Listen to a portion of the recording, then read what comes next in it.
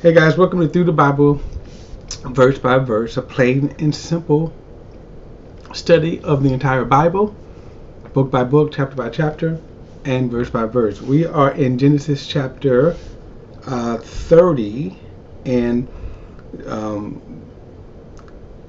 Jacob is now living his life apart from Isaac, his mother Rebecca.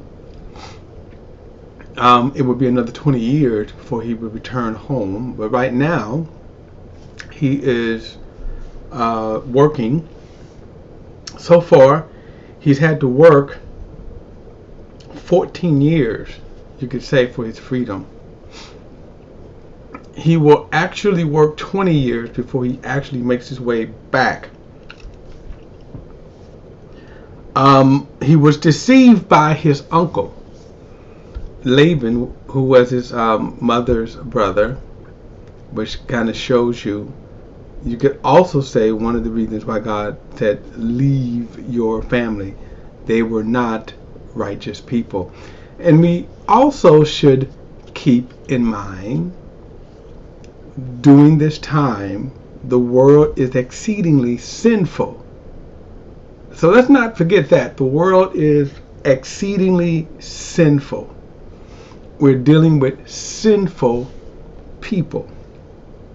So if you keep that in mind, you can understand now why people, as we're going to see here, act the way they act, okay? Because they're sinful. So the one thing I want to also say, in the last verse we saw, and one of the deceptions was that he worked 7 years because he loved Rachel. He had loved Rachel the first time he laid eyes on her. We will see later on that Rachel is not the most godly person, and God will see that. He worked 7 years for Rachel to be his wife, and then during the wedding he got drunk, and Laban slips in the older sister. So he kind of unloads Rachel because he figures, this girl's never going to get married. No one's ever going to want her. And that's a sad state. It's a sadness on Leah's part.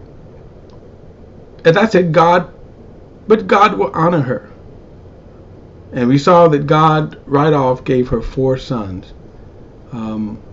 Jacob had asked Laban, why did you deceive me? I worked specifically for Rachel, and you gave me Leah. And he came up with this lame excuse. It's not our customs to give the younger in marriage before the older.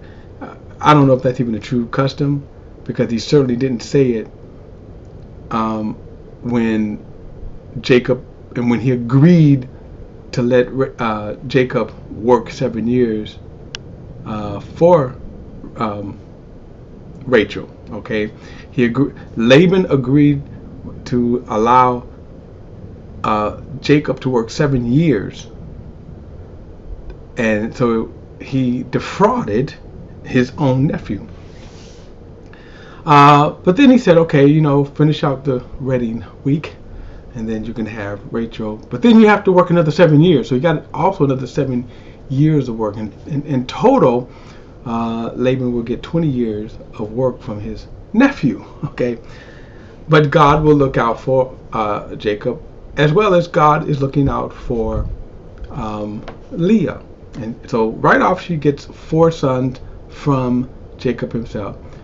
What is interesting is that Rachel cannot even conceive. So she's bearing the embarrassment, the shame of not being able to conceive. All right.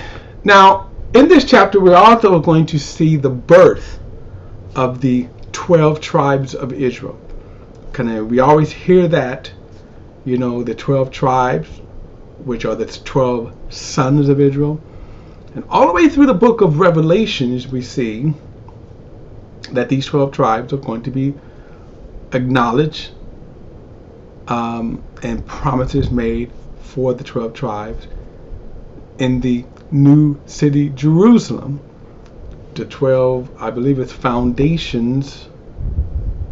It's either the foundation, because I cannot think now. there's either 12, there's 12 gates around the new city of Jerusalem. And then there's 12 foundations of different foundations. One of them is the 12 tribes of Israel, and the other 12 tribes is the apostles. And I'm gonna look it up right quick now because it's kind of bothering me.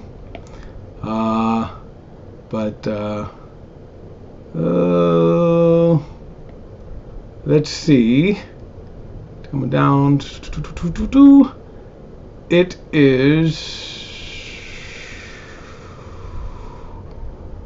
Alright, the wall had 12 foundations, and the 12 names of the Lamb of the Apostles. So the foundation of the wall were the apostles, and then the foundation were the 12 tribes. I'm trying to make sure I see this here.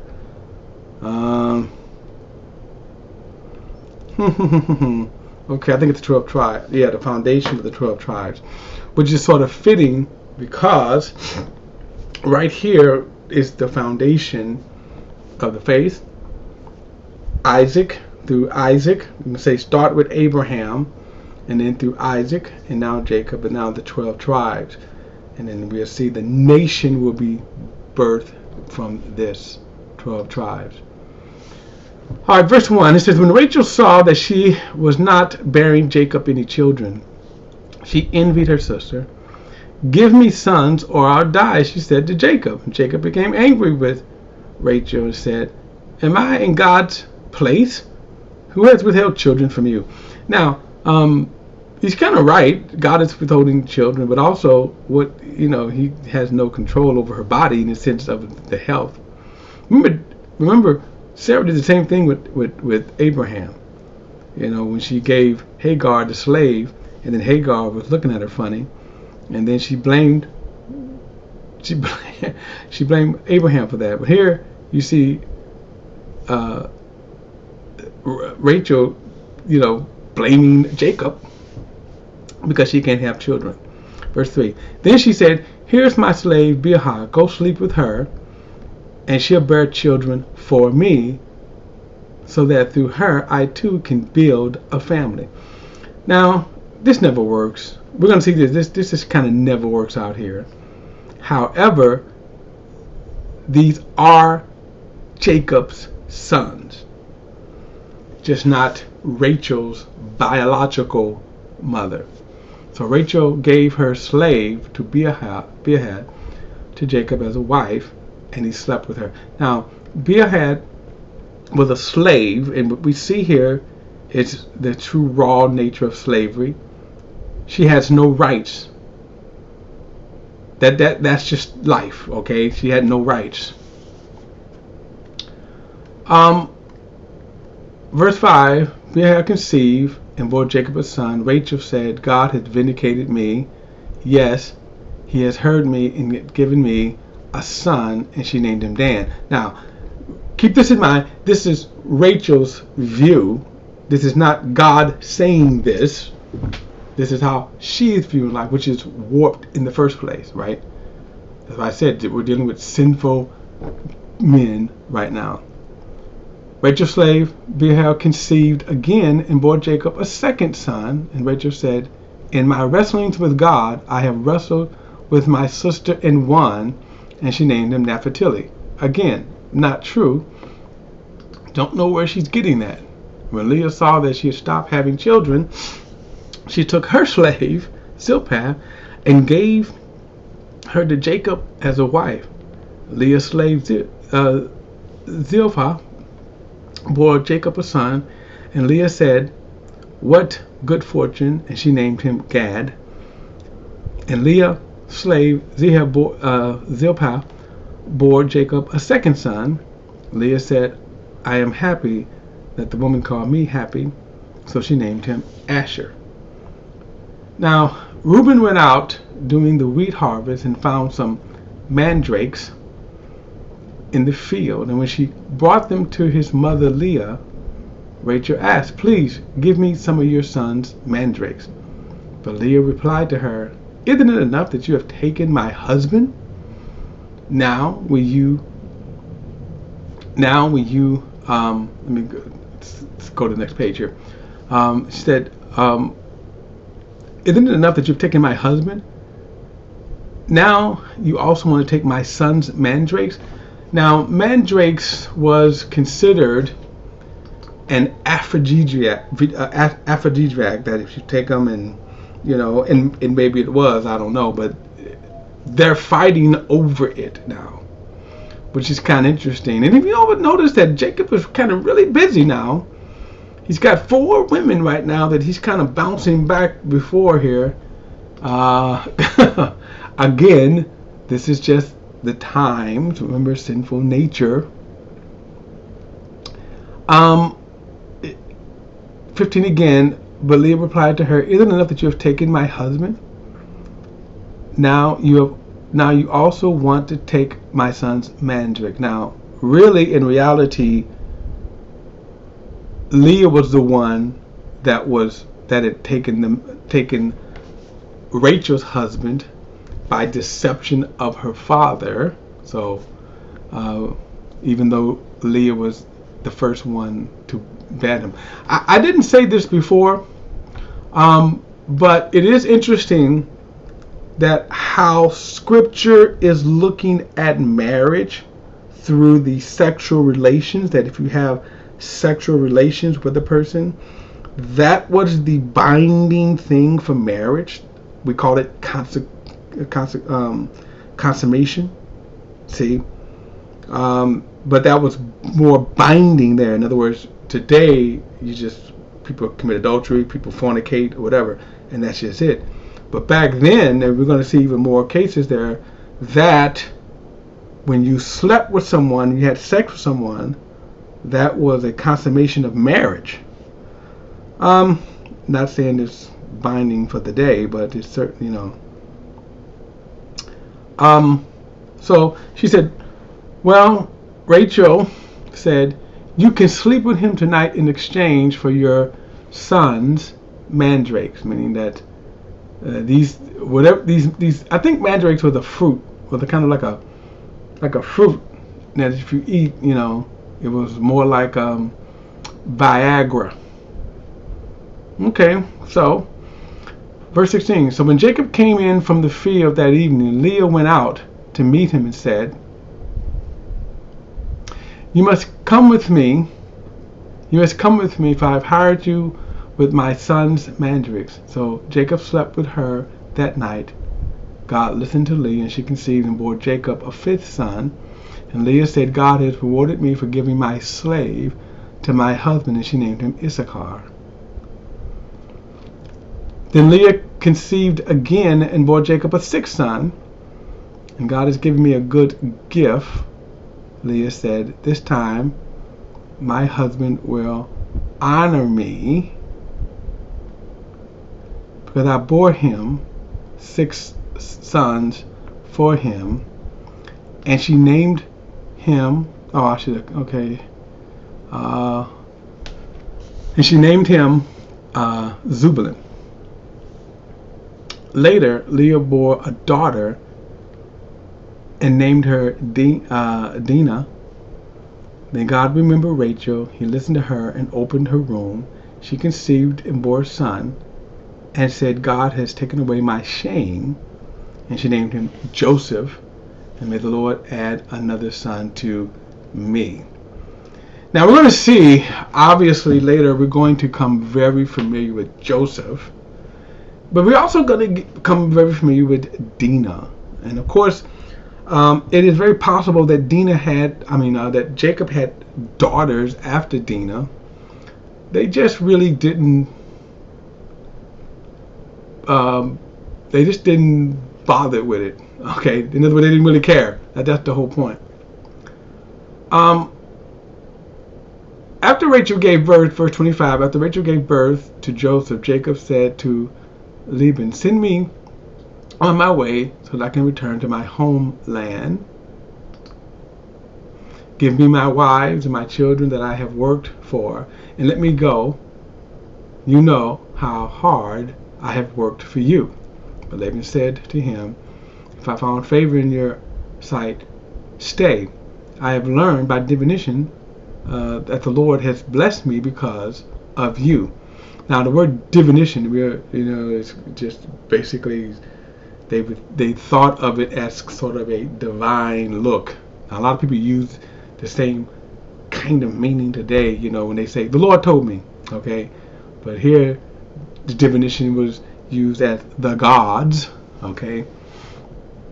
Then he says, I have learned by divination that the Lord has blessed me because of you. Then Laban said, name your wages and I will pay them. So Jacob said to him, you know what I've done for you and your herds, for you had very little before I came, but now your wealth has increased. The Lord has blessed you because of me. And now will I also do something for my own family? Laban asked, what should I give you? What should I give you? And Jacob said, you don't need to give me anything. If you do this one thing for me, I will continue to shepherd and keep your flocks. Let me go through all of your sheep today and remove every sheep that is speckled or spotted, every dark-colored sheep among the lambs, and the spotted and speckled among the female goats. Such would be my wages. In the future, when you come back to check on my wages, my honesty will testify for me. If I have any female goats that are not speckled or spotted, or any lambs that are not black, they will be considered stolen. Good, Laban said, let it be so. Now, keep that in mind, okay?